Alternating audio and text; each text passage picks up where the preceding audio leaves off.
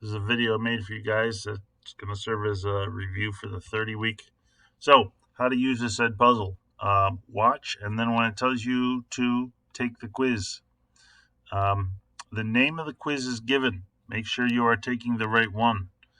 We've already seen this material, so the quiz, you should expect that the quiz is going to be a little bit tough. You're going to need to think about the answer in order to get it right. Energy. Energy is the ability to do work. So, what is work?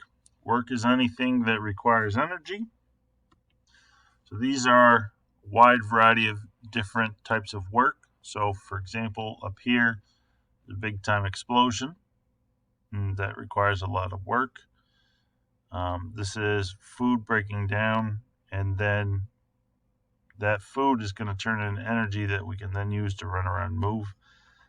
This dolphin here is going to do some tricks, and then these two are talking to each other. So, types of energy. There's a wide variety of different types of energy we've talked about. But the key one that I'm going to focus on is mechanical energy. We have the leaping frog and moving car. Both of these are different types of kinetic energy, but as we see, there's many other different types of energy.